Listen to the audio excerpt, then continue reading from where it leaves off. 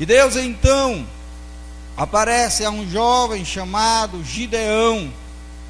E a esse Gideão, ele diz que iria trazer libertação ao povo de Israel. E tudo o que acontece posteriormente, nós vamos ver algumas coisas interessantes. Eu vi, irmãos, acontecendo também na nossa igreja. Eu vi acontecendo nas nossas vidas, na vida da igreja, no geral. E estas coisas assim, eu meditando e vendo que tem muita coisa a ver e interessante aquilo que está aqui escrito no Antigo Testamento, que tem a ver com a gente.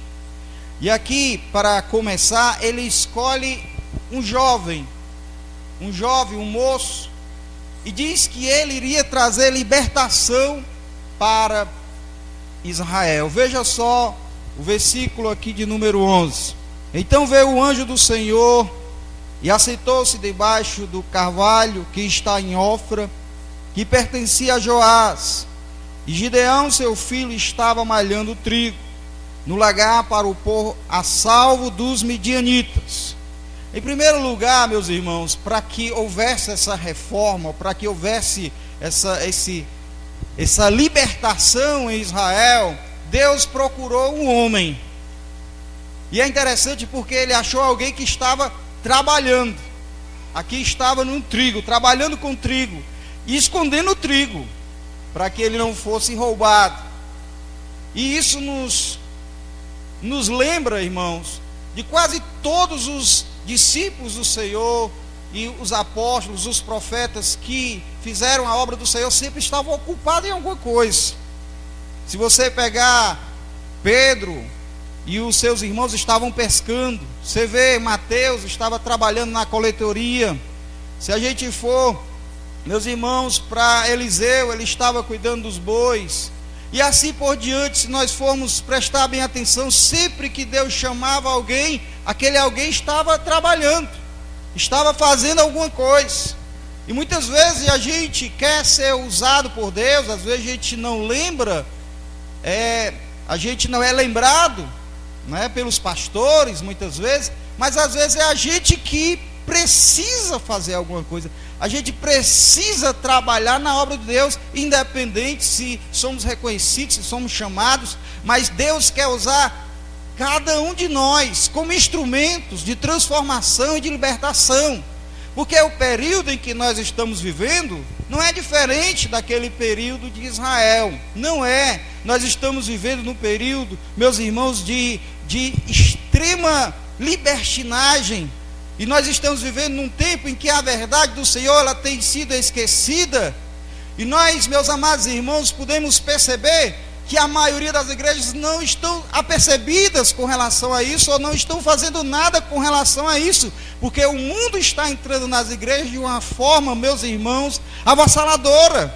E ninguém diz nada, e todo mundo está aí tranquilo, dizendo: nós estamos tendo um avivamento no Brasil, quando na verdade nós estamos vivendo na maior apostasia que alguém poderia, ou que na história já houve, porque é muito rápido, irmãos, esta apostasia.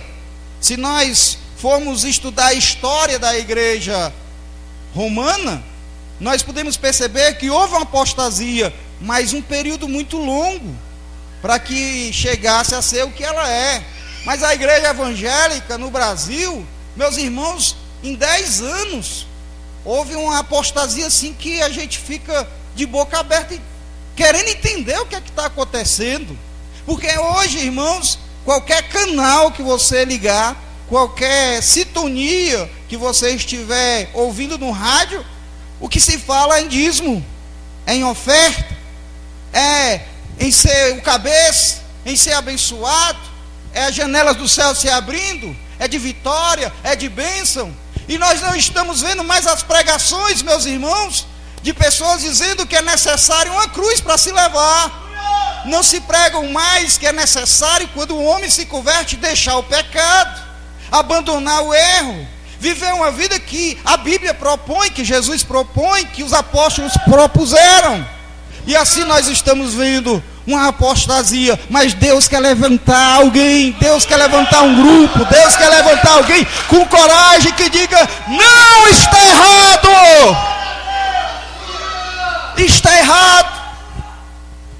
Nós temos visto, irmãos, homens aí corajosos na mídia, mas para implantar o pecado e o erro nas igrejas.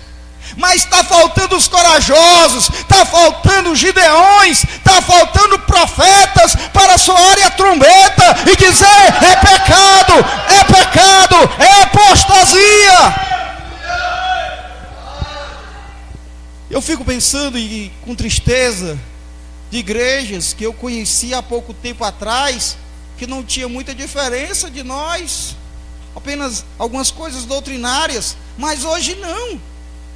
Hoje a diferença é grotesca, irmãos. E a gente às vezes fica sem saber se dá paz do Senhor para essas pessoas, para esses irmãos. Mas a verdade é que Deus chamou Gideão, meus irmãos, porque ele estava trabalhando. E havia nele também, meus amados irmãos, havia uma insatisfação com relação àquela condição. Veja só aqui o versículo 12, o que ele responde. Aliás, versículo 13. Primeiro o anjo diz: o Senhor é contigo, homem valente. Respondeu Gideão: se o Senhor é comigo, por que nos sobreveu tudo isto? E o que é feito de todas as suas maravilhas que os nossos pais nos contaram, dizendo: não nos fez o Senhor subir do Egito? Porém agora o Senhor nos desamparou e nos entregou nas mãos dos medianitas. Note, ele estava: por que, Senhor? Porque estavam em pecado. Deus promoveu os medianitas para servir como lição, castigo, disciplina para Israel. Mas note o que ele está aqui dizendo: Senhor, cadê os milagres? Senhor, cadê as tuas operações? Os nossos pais nos falavam, Senhor, das grandes maravilhas que o Senhor fazia. Senhor, por que isto não está mais sendo feito? Havia um desejo dele, no coração dele, de ver as maravilhas do Senhor. Havia um desejo no coração dele de ver aquela situação ser transformada, ser mudada. E isso também deve ser, meus amados irmãos, deve estar, é melhor dizendo, em nossos corações. Deus, ele vai visitar, irmãos, cada um de nós, ou a sua igreja, quando esta igreja estiver decepcionada, estiver querendo ver mudanças. Quando a igreja estiver: Senhor, eu quero ver mudanças, eu quero ver a tua igreja em santidade, eu quero ver o teu povo andar diferente. Deus vai pegar isso aí, é esse aí mesmo, homem valente, eu quero te usar, aleluia. Louvado seja Deus por isso. Porém agora o Senhor nos desamparou, nos entregou nas mãos dos medianitas.